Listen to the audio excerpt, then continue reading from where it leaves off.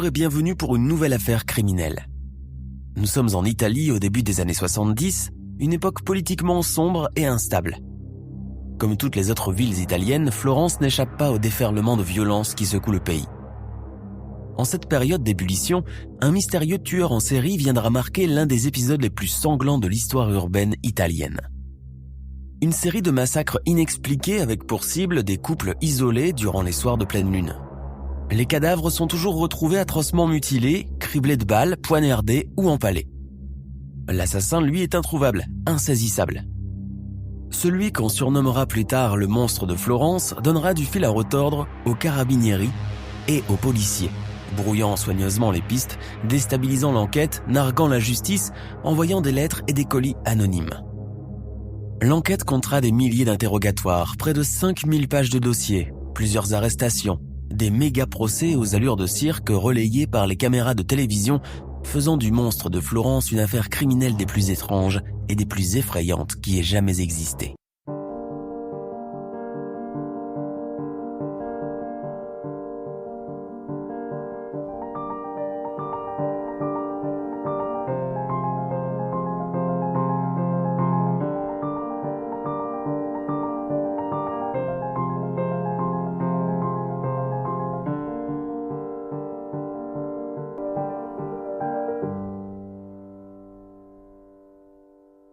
Tout commence dans la soirée du 21 août 1968. Nous sommes dans une petite bourgade des environs de Florence. Les vacances estivales touchent à leur fin et tout le monde veut absolument profiter des derniers jours de répit avant la rentrée. Comme la plupart de ses voisins, Barbara Locci rentre du cinéma avec son fils. Trentenaire, jolie et élégante, Barbara Locci a pourtant une réputation de femme facile et tout le voisinage polémique à son sujet. Surtout qu'elle est déjà mariée et mère de famille. Pendant le trajet, elle est rejointe par son amant du moment, Antonio Lobianco, qui lui propose une dernière virée en voiture avant de rentrer à la maison. Ils s'en vont à une clairière à la sortie de la ville. Le petit garçon de Barbara dort sur la banquette arrière. Antonio propose à sa maîtresse d'avoir une relation sexuelle à l'abri des regards. Alors qu'ils sont sur le point de commencer leurs ébats, un homme armé surgissant de nulle part abat Locci et Lobianco de plusieurs balles de calibre 22 avant d'ouvrir la portière arrière, prendre l'enfant endormi et disparaître dans la nature. Quelques heures plus tard, un fermier des environs est réveillé par des coups à la porte. C'est le fils de Barbara Locci en état de choc, probablement déposé là par le tueur qui avait fui entre-temps. Le fermier prévient immédiatement les autorités. Le lendemain matin, les carabiniers interrogent Stefano Mele, le mari de la victime. Mele nie d'abord toute implication et présente un alibi. Il était malade la veille et n'avait pas quitté son lit.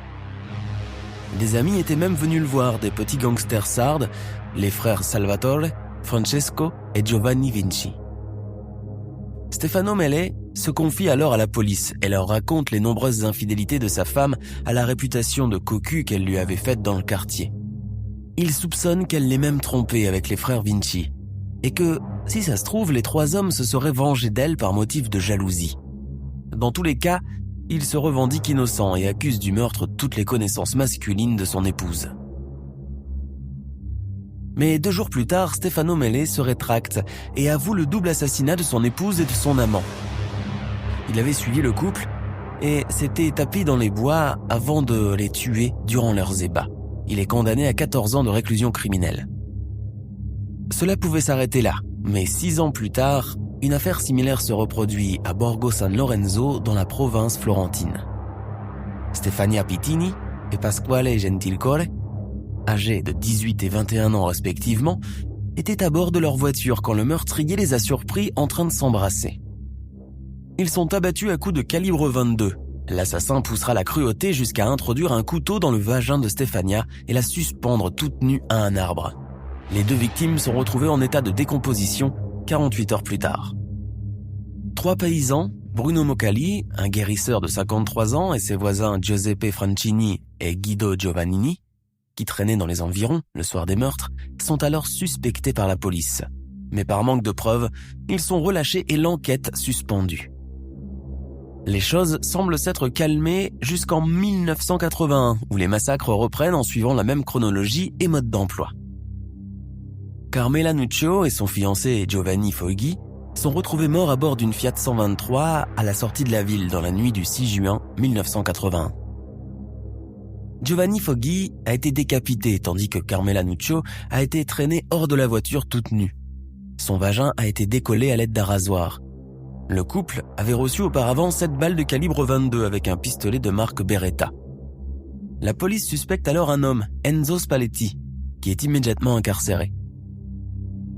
3 mois plus tard, le tueur frappe encore en faisant 2 nouvelles victimes, Susanna Cambi et son petit ami Stefano Baldi. Le vagin de la jeune femme a aussi été découpé, comme pour Carmela Nuccio. La piste d'un tueur fétichiste est évoquée, ce genre de criminel ayant tendance à garder des organes ou des vêtements ayant appartenu à ses victimes. Enzo Spalletti est innocenté et relâché entre-temps. La police délègue alors, pour la première fois à la presse, le droit de couvrir l'affaire afin que la population soit mise au courant des moindres détails et puisse contribuer à l'enquête. Le journal, Il Corriere Fiorentino, donne pour la première fois un surnom à l'assassin. Il sera désormais connu comme le monstre de Florence. La psychose est telle que tout le monde se retranche désormais chez lui et évite de sortir le soir, en premier lieu les couples. Les massacres reprennent entre 1982 et 1984, faisant pour victimes Paolo Menardi et son amie Antonella Migliorini, ainsi que 2 touristes allemands, Horst Meyer et Jens Rusch. Ces derniers sont sujets de controverses, tout d'abord parce qu'ils étaient 2 hommes, probablement homosexuels, voyageant ensemble à bord d'un van Volkswagen. Jens Rusch, qui portait les cheveux blonds et longs, avait été pris pour une femme certainement. La piste du crime homophobe reste cependant une probabilité. Puis en juillet 1984, un couple originaire de Vicchio di Mugello est retrouvé massacré de 100 coups de couteau.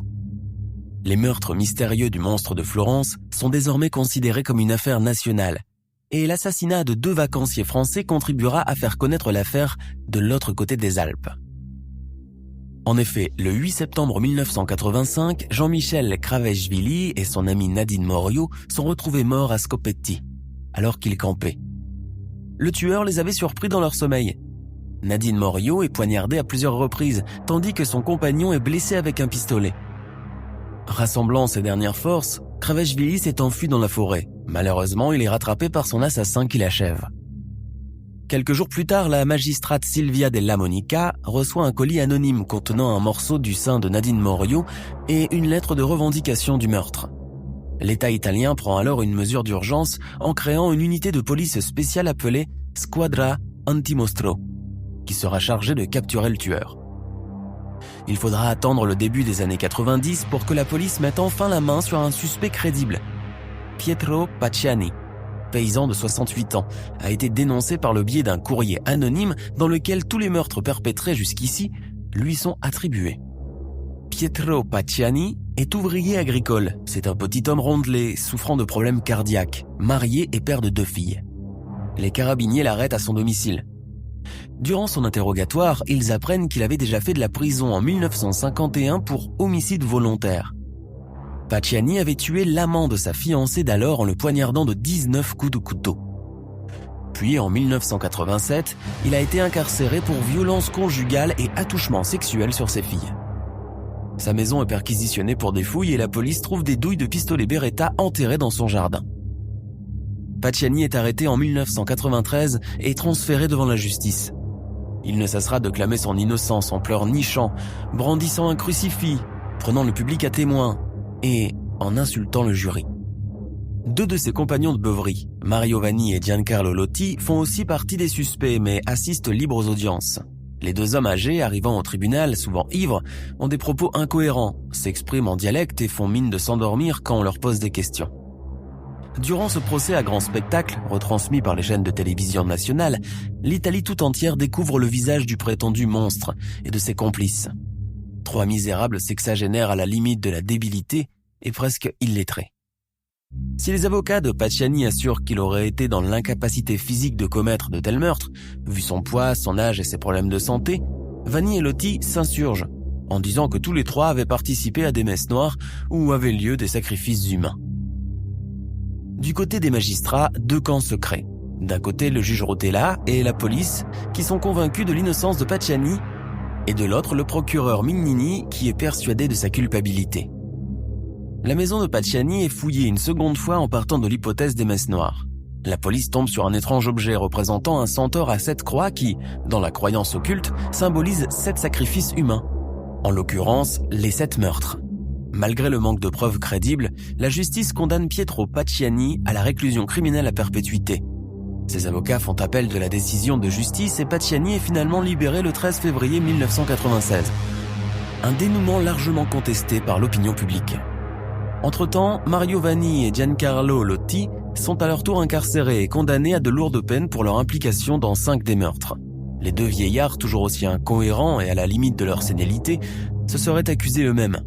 Leur condamnation a suscité beaucoup de remous et d'interrogations.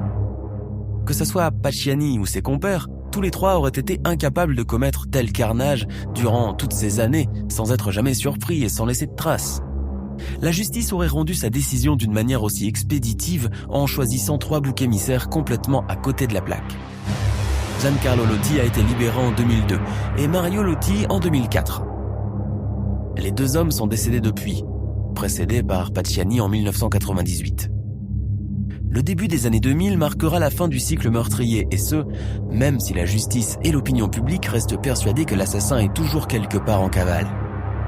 D'autres suspects potentiels viendront s'accaparer pour un moment l'identité du monstre, notamment un pharmacien, un plombier ou encore un fermier.